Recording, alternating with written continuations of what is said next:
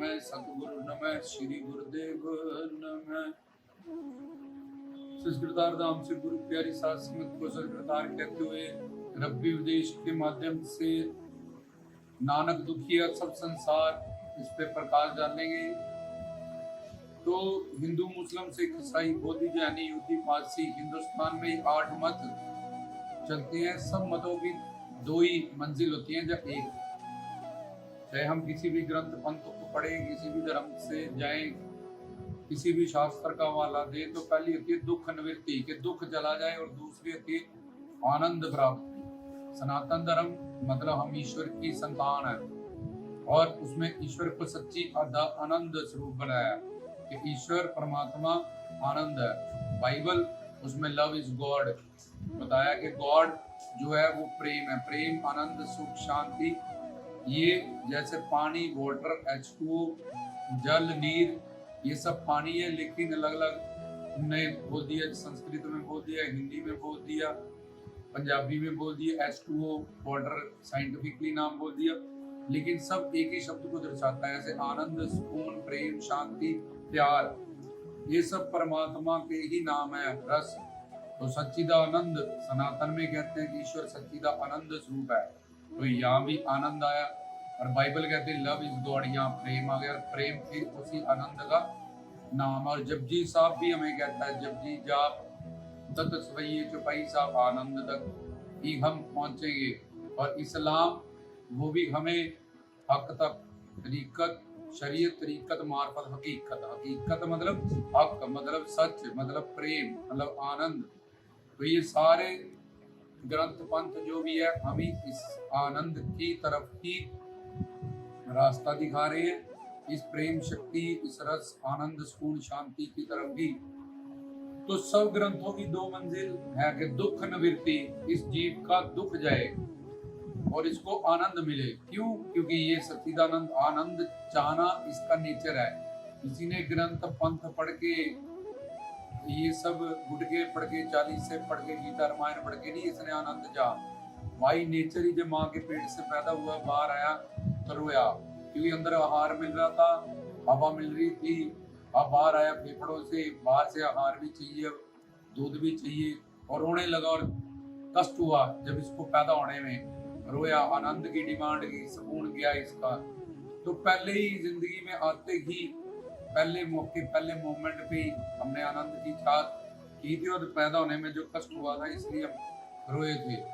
तो अंदर जो सांस ऑटोमेटिकली माँ की नाभि से जुड़ने के कारण खाता जा रही थी, हमारी परवरिश हो ही जा रही थी, सांस ले ली, हमें सांस मिला, तो ये कनेक्शन टूट गया, खुद सांस लेना पड़ेगा फेफड़ों से।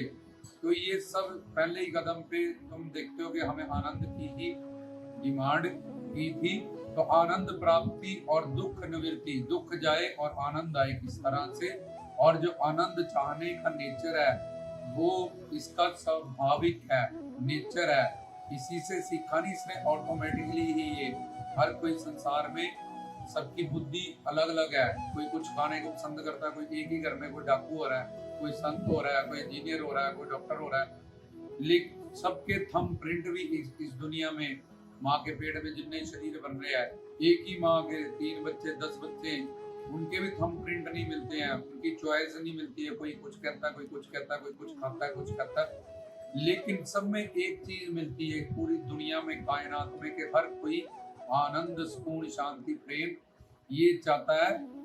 तो उसके लिए उसको आनंद और सुख, शांति, प्रेम की भी भाषा नहीं पता, ऐसे सदगुरु से वो मिला नहीं, शास्त्रों का उसको ज्ञान नहीं, तो उसने खुद को शरीर जानने के कारण संसार को अपना जो जान लिया है, इन सबको, मोह ममता को। तो संसार कोई कहीं पे तामसिक गुणों में, कोई मीट, शराब, अंडा, तंबाकू, इसी में आनंद, अफीम में और चुगलियां करने में ही अपना आनंद ढूंढते रहते हैं। उनको बोलो ऐसा करने से क्या मिलता, बोला सुकून, सुख मिलता है हमें ऐसा करने से। शराब में या तंबाकू में, क्यों? क्योंकि वो तामसिक वृत्ति है उनके अंदर, वो माया के 3 गुणों में से रज, तम, सत, वो तामसिक। हर जीव में ये 3 गुण होते हैं माया के, और जो गुण प्रधान होता है वैसा उसका नेचर बन जाता है। विभीषण राम को भगवान मानता है, और रावण उसका ही सगा भाई उसको दुश्मन मानता है। हिरण्यकश्यप विष्णु को दुश्मन मानता, उसका पुत्र प्रहलाद उसको भगवान मानते हैं। नमो भगवते वासुदेव।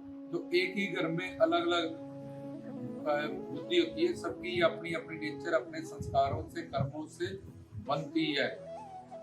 तो दुख निवृत्ति और आनंद प्राप्ति के दुख जाए और आनंद चाहने की कामना इसके अंतरात्मा में प्यास है, क्योंकि सच्चिदानंद स्वरूप आत्मा के कारण ये शरीर जिंदा है और आत्मा ऐसा सुख चाहती है जो अनंत मात्रा का हो। ये संसार में तो एक से बड़ा एक से बड़ा एक से बड़ा सुख है, और वो सुख का अभाव है, वो सुख नहीं है, भ्रम है। हमें 4 दोष होते हैं मानव बुद्धि में, और पहला दोष होता है भ्रम। भ्रम होता है कि खुद को हम शरीर जानते हैं माया के प्रभाव के कारण, और बस इस संसार में ही अपना मंजिल अपना टारगेट ढूंढने लगता है। जब शरीर जान लिया, शरीर के लिए 5 महाभूतों से बना और 5 महाभूतों से संसार बना है, तो इसलिए आत्मा का आनंद इसमें ही ढूंढने लगे। अनंत जन्म से भटकते रहे, घूमते रहे, इसी मूर्खता और इसी अज्ञानता विद्या के कारण ये आत्मा परमात्मा की है, और ये शरीर संसार शरीर को जिंदा रखने के लिए सिर्फ एक व्यवहार करने के लिए हमें ये कर्म चोनी, ये भगवत चोला ज्ञान शक्ति स्वरूप मिला है। तो दुख जाए और सुख आए। तो अब जब बोले हमें नौकरी करके पैसा लेके कोठियां लेके, अब इतनी अलमारियां बड़ी हैं, एक कपड़ा पहनना है तुम्हें और इतना पैसा के पीछे पागल हो रहा है, उतनी देर को टेंशन हो रही है। एक बेड पे तूने सोना, एक पक्का तुझे चाहिए, 2 फुलके तूने खाने हैं। तो बड़े से बड़े रईसों का हमें एक्सपीरियंस पता नहीं है। अगर उनके पास बैठोगे, एक बीपी की गोली, एक शुगर की गोली, वो पैसा कहाँ संभाले, कोई चोरी ना कर ले, ऐसा ना हो जाए। और बड़ी बड़ी सिक्योरिटी, कहीं जा नहीं सकते, बाहर निकल नहीं सकते उनके बच्चे, ना ही खुद उनको सिक्योरिटी चाहिए उनके साथ। तो ये और आगे से आगे से आगे से आगे जितना वो बढ़ते जा रहे हैं, उतना ज्यादा वो तंग और दुखी होते जा रहे हैं। एक हीरो हीरोइन डिप्रेशन है, उसकी पिक्चर चल गई ज्यादा, इसकी चल गई, इसकी चल गई।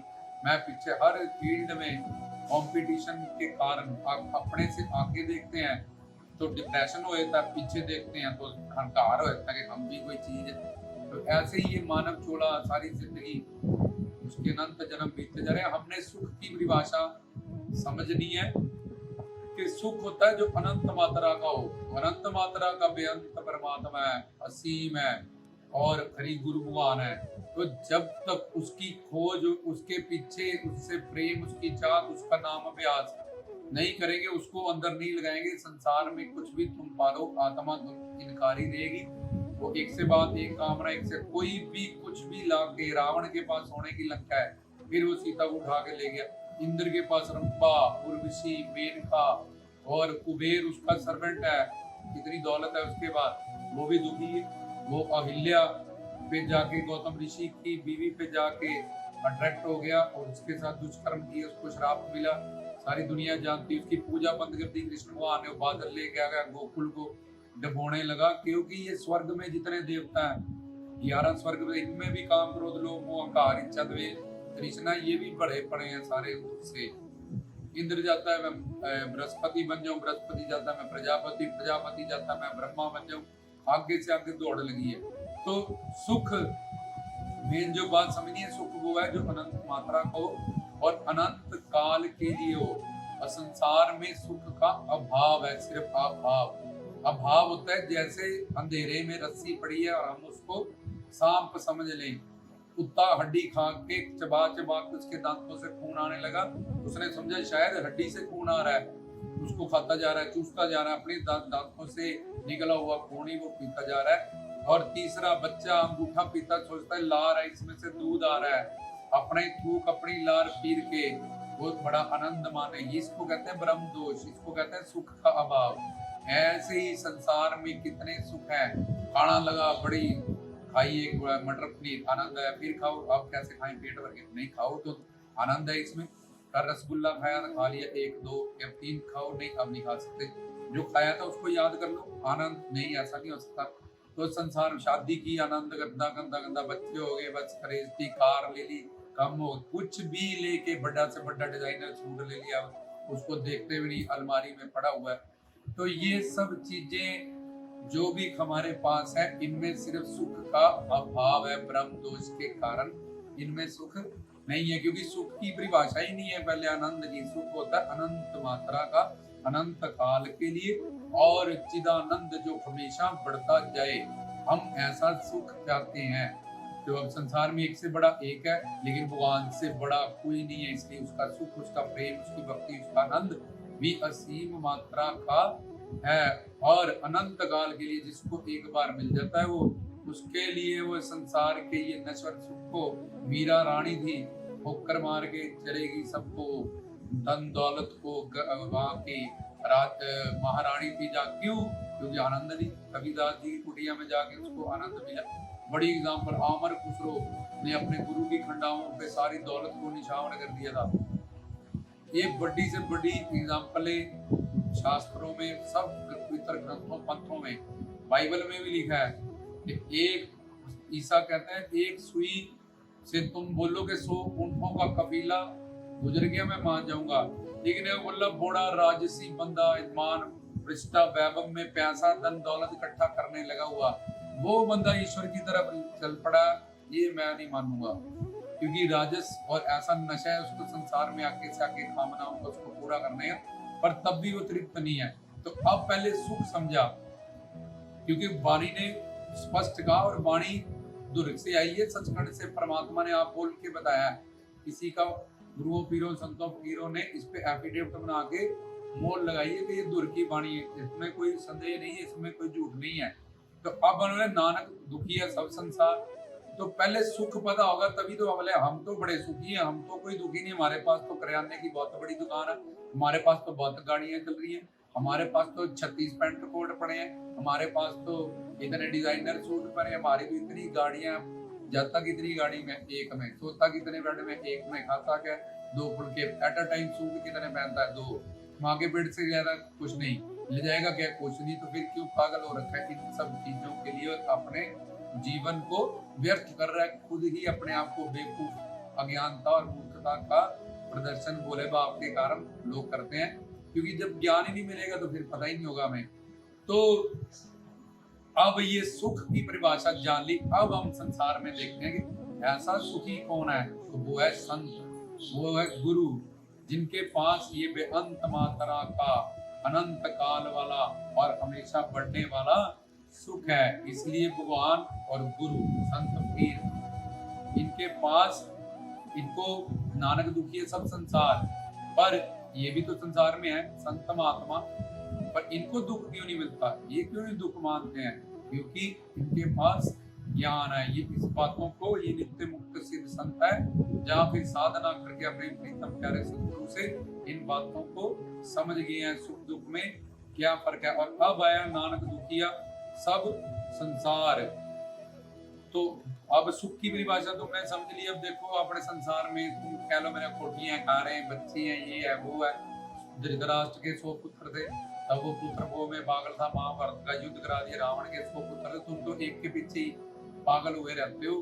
तो कुछ भी पाके ये आत्मा उससे इनकारी है, अतृप्त है, तो कुछ भी उसको देते रहो तुम संसार से, वो बोलेगी ये मेरा सुख नहीं है, ये मेरा सुख नहीं है, ये तो भाई नश्वर चीजें हैं, नित्य नहीं है ये सब चीजें। इसलिए तुम अपना, जहाँ मेरा स्टेशन है, जैसे पैसेंजर है ऑटो में, उसको बिठा लो, तुम कहीं घुमाई जाओ, और जब वहाँ उसका घर आए, बोले हाँ ये मेरा घर है, मैं यही फंस, छोड़ दो, यही उतार दो। जब उसको भजन कीर्तन ज्ञान गुरु कीर्तन ये मिलता है, तो आत्मा कहती है हाँ ये मैं चाहती हूँ, ये मेरा सुख है। तो फिर उसके लिए जब वो ज्ञान सुन लेता है, सब चीजों को ऐसी नश्वर, जो आम पक जाता है वो पेड़ को, ऐसे गुरु नानक कहते हैं कि हमने दुनिया नहीं छोड़ी पीर पीर संत, हमने दुनिया छोड़ी नहीं, आम पक गया और उसको छोड़ गया।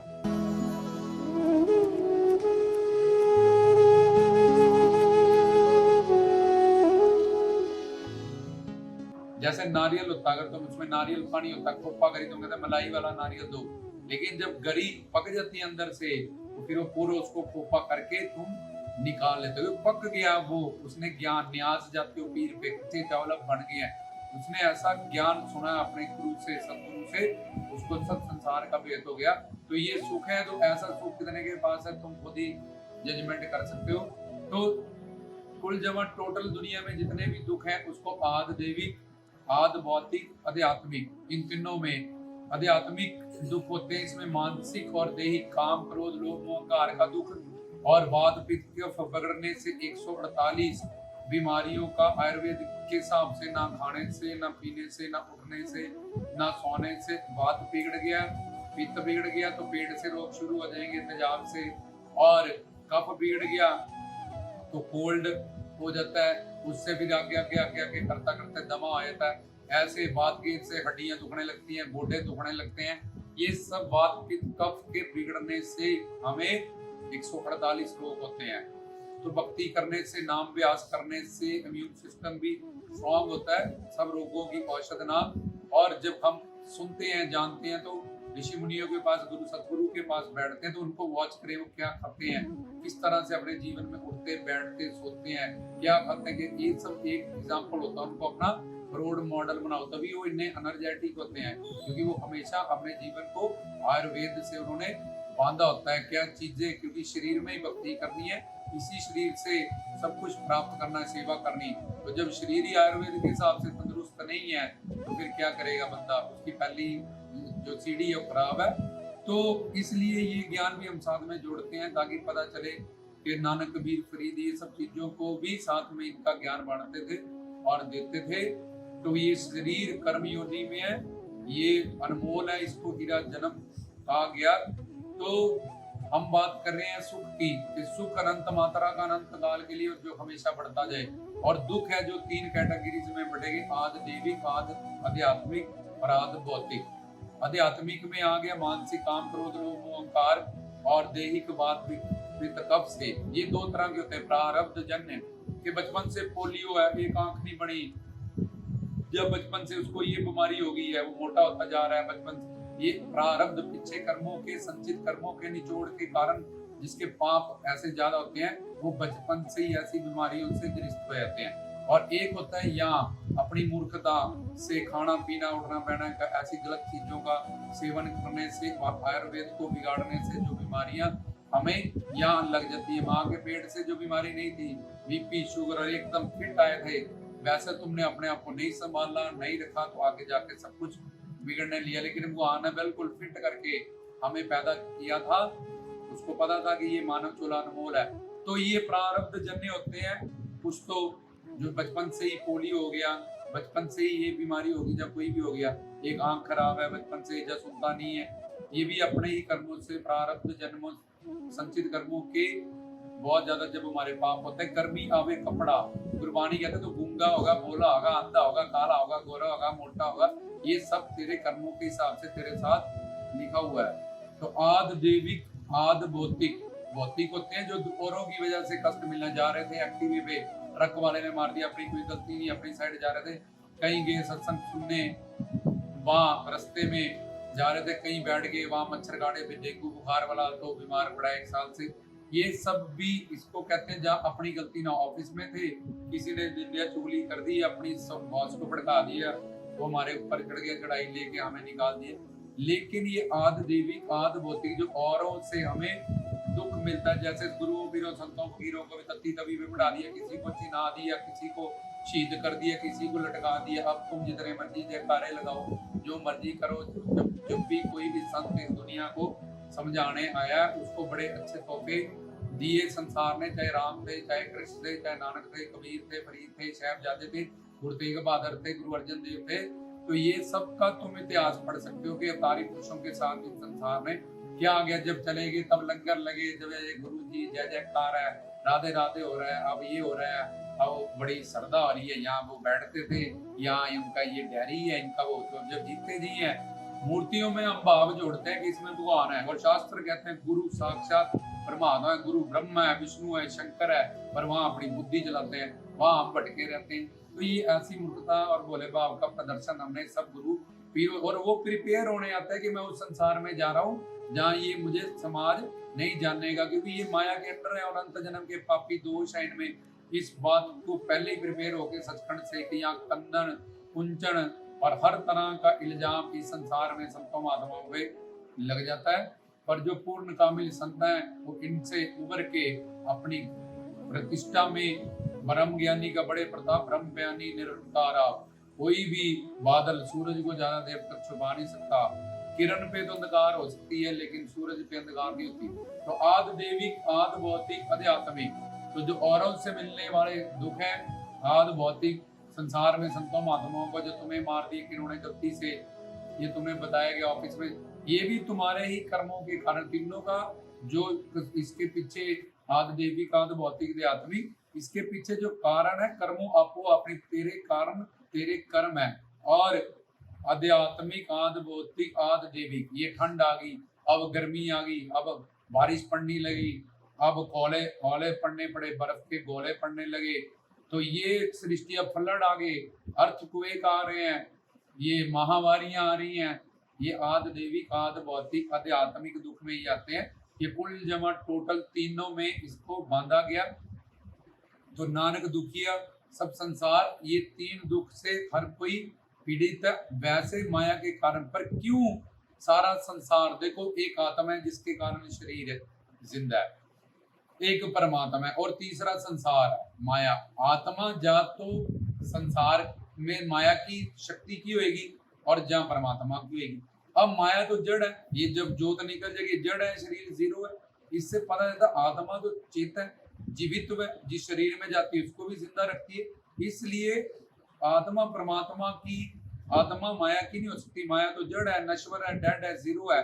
इसलिए अब एक ही फील्ड बचा, परमात्मा। आत्मा इसका मतलब परमात्मा का अंश है, शक्ति है, भगवान ही हमारा हरि गुरु परम पिता प्रीतम प्यारा सखा दोस्त सब कुछ है। तो अब पवित्र श्री गुरु ग्रंथ हो, बाइबल हो, रामायण हो, गीता हो, वेद हो, शास्त्र हो, उपनिषद हो, स्मृतियां हो, तो दुख निवृत्ति और सुख, सुख की परिभाषा बताई, दुखों को तीन कैटेगरी में बांट दिया। तो हुआ क्या, परमात्मा, आत्मा और माया, ये तीनों अनादि है, इनमें से किसी ने किसी को बनाया नहीं, कोई किसी को नष्ट नहीं कर सकता। पर माया और आत्मा ये दोनों परमात्मा की शक्तियां हैं। जैसे आग में जलाना और प्रकाश करने की शक्ति हैं, ये दोनों उनकी शक्ति हैं। तो इनमें से किसी ने किसको बनाया नहीं, कोई किसी को नष्ट नहीं कर सकता। परमात्मा, जब से परमात्मा तब से आत्मा। तो ये माया शक्ति है जो जड़ है, इसकी खुद की कोई शक्ति नहीं है। ईश्वर से शक्ति पाके ये ईश्वर जितनी बलवंती हो जाती है। और ये परमात्मा सेंटर में आत्मा, क्योंकि परमात्मा सच्चिदानंद स्वरूप है और आत्मा भी सच्चिदानंद स्वरूप है, इसलिए आत्मा का नंबर सेकंड नंबर पे आया। और माया क्योंकि जड़ है, जहाँ माया है वहां परमात्मा नहीं, जहाँ परमात्मा है वहां माया नहीं। माया की ये परिभाषा होती है कि जहाँ परमात्मा होता है वहां जो ना हो उसका नाम माया। और जो निरशक्तिक है संसार भगवान के बिना, जिसकी प्रतीति, जिसकी कोई होंद ही नहीं है, उसको कहते हैं माया। ये शरीर पड़ा है, जोत निकल गई, गया आंख मकान मुंह, इसकी क्या औकात है, ना ये आंख देख सकती है, ना ये कान सुन सकता है, ना ये जीवा रस दे सकती है। तो परमात्मा, उसके बाद आत्मा, उसके बाद ये माया। अब ये माया जो है ये ईश्वर की शक्ति है और ये जड़ है। जब ये ईश्वर से शक्ति पाती है तो ये ईश्वर जितनी बलवंती हो जाती है। जब ये ईश्वर जितनी बलवंती हो जाती है तो ये आत्मा, परमात्मा भी सच्चिदानंद स्वरूप है, आत्मा भी सच्चिदानंद स्वरूप है, लेकिन वो सर्वज्ञ है, ये अल्प है, अल्प ज्ञानी, उसमें वो शक्तिमान है, ये अल्प शक्तिमान है। आत्मा में प्रकाश और ज्ञान होने के बावजूद भी वो अल्प है, बहुत कम है, और उसमें योग माया शक्ति, स्वरूप शक्ति, भगवती शक्ति का प्रकट नहीं होता, जिसके कारण ये माया शक्ति जब परमात्मा से शक्ति पाती है इस संसार की रचना करने के लिए, तो इस आत्मा शक्ति पे हावी हो जाती है, जिसके कारण ये आत्मा जो यहाँ थी ये इसके अंडर हो जाती है। तो अब इसने खुद को शरीर जान लिया मन बुद्धि के प्रभाव से, तो ये शरीर में ही अनंत जन्म से भटक रही है और अपना सुख तलाशने लग गई है। अर्जुन को बोला था घोड़े भगा नहीं, अर्जुन आनंद लेना घुमा, मैं तो हूं। बुल्ले शाह का बोला रब दा की पाना, इधरों घुटना उधर लगाना, कि तू जिसका है जहाँ ढूंढ रहा है, रास्ता भटक गया है, तो जहाँ भटका है वहां से पता कर, यू टर्न कर ले, वहां से तेरे घर वापिस चला जाएगा, यहाँ तूने जाना। इसलिए बुल्ले शाह को भी शाह इनायत ने यही बात की थी। तो जो इधर को है वो मनमुख है, जो घूम गए हैं वो गुरमुख है। इसलिए मनमुखता से गुरमुखता का बनना। तो अब इस माया के प्रभाव के कारण, अब बोले आत्मा अंश है, परमात्मा की शक्ति है, पर इसको फिर माया ने कैसे पकड़ लिया। जैसे तांबे और चांदी का गिलास है, पीतल का और स्टील का, अगर इसमें प्रकाश है देखो तुम रख के, लेकिन अगर तुम इसको अंधकार में रख दोगे, लाइट ऑफ कर दोगे रात को, तो इसका प्रकाश इतना नहीं है कि वो अंधकार में तुम्हें नजर आए। ऐसे ही परमात्मा आत्मा की अंश शक्ति है, लेकिन उसमें परमात्मा की स्वरूप शक्ति, योग माया शक्ति या विष्णु शक्ति या अंतरंगा शक्ति का प्रकट नहीं होता। और माया शक्ति, जैसे कोई दारा सिंह किसी को थप्पड़ मारेगा उसका मुंह तोड़ देगा, जैसे टीबी का मरीज है वो थप्पड़ मारे कितनी की चोट लगी, ऐसे ही वो खुद जड़ है, उसकी सारी शक्ति परमात्मा ने उसको दी। तो इसलिए माया भी इतनी बलवंती होगी जिसके आगे आत्मा में योग माया शक्ति ना प्रकट। और ये आत्मा जब से है तब से ही माया के अंडर है। इसके लिए तुम्हें अंशी ज्ञान चाहिए। उसमें पहले सवांश आत्माएं होती हैं, ब्रह्मा विष्णु शंकर, विष्णु जी के जो 24 अवतार हुए, और दूसरे में माया अतीत जो गुरु पीर साधु संत फकीर हैं, और तीसरी कैटेगरी में होते हैं माया अधीन, ये जो पूरे संसारी हैं। तो नानक जी ने कहा नानक दुखिया सब संसार, ये इस वजह से दुखी है जब से है आत्मा, क्योंकि इस पे माया का प्रभाव हो गया। जैसे अंधकार में वो प्रकाश होते हुए भी स्टील में, तांबे में, पीतल में, वो हमें अंधेरे में नजर नहीं आता। इसलिए जब माया के अधीन, माया शक्ति ईश्वर की शक्ति है, इस पे जब हावी होगी तो ये इसने, माया दो तरह की होती है, जीव माया और गुण माया। जीव माया आगे फिर दो तरह की होती है, दो काम करती है। एक तो हमें बुला देती है हम शरीर है, और दूसरा हमें संसार में अटैच कर देती है। मरते दम तक हम ऐसे ही समझो, जब मर जाता है वो तो चला गया, सुबह से चला कहाँ गया, घर पे पड़ा तो है, जिसको तू मानता था। सब नहीं जी नहीं, वो नहीं, हो तो चला गया जी, सुबह तुम कहाँ जा रहे हो, उसके शव पे, उसकी डेड बॉडी पे। अच्छा आज तुम्हें ज्ञान हुआ, बड़ा तत्व ज्ञान, पर सारी जिंदगी जब राम नाम सत्य कहा गया तब तुम्हें समझ में नहीं आया, तब तुमने इस शरीर को ही सत्य बनाया। सब संतों ने कहा जीना झूठ है, मरना सच है, रोज मरता रहा, एक एक दिन तेरा शरीर कम होता रहा, लेकिन तेरे को अकल नहीं आई, लेकिन तू समझ नहीं पाया, क्योंकि तुझे ऐसे कोई गुरु नहीं मिले समझाने वाले। वहां भी गया, कोठी दे दो, कारें दे दो, संसार में दुखी होके ना, दुख दारू सुख भगवान के पास करता, वहां फिर दुख मांगा जाके। तो इसलिए ये तीन दुख, आदि दैविक आदि भौतिक आध्यात्मिक, तो ये माया जब उस पे हावी होगी तो जीव माया ने अपना स्वरूप, स्वरूपावरी का विक्षेप, आत्मिकावरी का अपना स्वरूप बुलाना और संसार में अटैच करना, ये जीव माया का काम है। और गुण माया परमात्मा की शक्ति है, जिससे ये पांच महाभूत बने और हमारा शरीर बना। तो ये दो तरह की माया जीव पे हावी होगी, जिसके कारण अब ये खुद को शरीर जानने लगा और संसार में ही अपना सुख ढूंढने लगा। अब इस माया के प्रभाव के कारण तीन शरीर, तीन ताप, सूक्ष्म शरीर, कारण शरीर, स्थूल शरीर, तीन ताप, आदि दैविक आदि भौतिक आध्यात्मिक, और त्रिकर्म, संचित कर्म, प्रारब्ध कर्म, क्रियामान कर्म, और चार दोष, ब्रह्म प्रमाद विपर्लिप्सा करना पाठो, और चार पुरुषार्थ, धर्म अर्थ काम मोक्ष, और पंच क्लेश, राग द्वेष अस्मिता विद्या अवनवेश, पंचकोश, अन्नमय कोश, प्राणमय कोश, मनमय कोश, विज्ञानमय कोश, आनंद में कोश, और पांच ऋण, भूत ऋण, वेद ऋण, देव ऋण, निधि ऋण।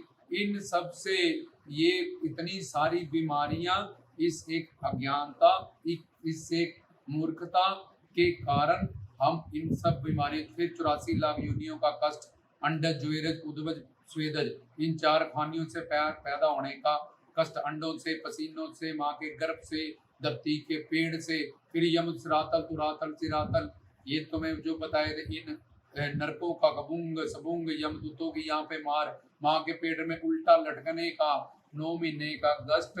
तो इसलिए नानक जी ने कहा, नानक दुखिया सब संसार, इस संसार में कोई भी सुखी नहीं है जो भी माया के अधीन है, सिर्फ उनको सुख का अभाव है। जो उनका भोला भाव, जब वो अपनी मूर्खता का प्रदर्शन कर रहे हैं, जब उनका प्रारब्ध उदय होगा, किसी सिद्ध सत्य महात्मा के पास जाएंगे, इस सुख की परिभाषा को समझेंगे, तो फिर उनका कल्याण होगा। तो ये था नानक सुखिया सब संसार।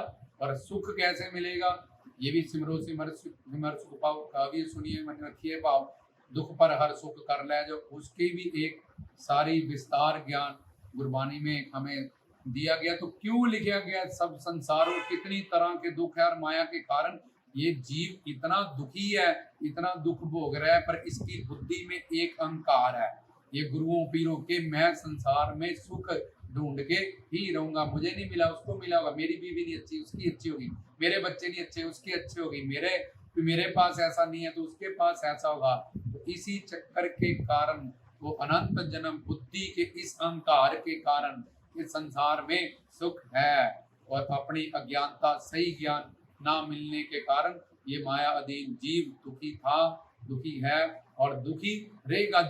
ये 3 दुख बता दिए माया के प्रभाव के कारण, इतने बड़े ये जो दुख है, हमें उसका पूरा परिवार ने दुखों के हमें पकड़ रखा है। इसलिए गुरु नानक जी ने कहा, मैं इस बात पे, ये दुर की वाणी है, अकाल पुरख कह रहा है, साक्षात भगवान, कि ये गारंटी और मोहर लगी इस पे गुरुओं पीरों संतों फकीरों की। इसलिए अपनी मूर्खता का प्रदर्शन भोले बाप का मत करो।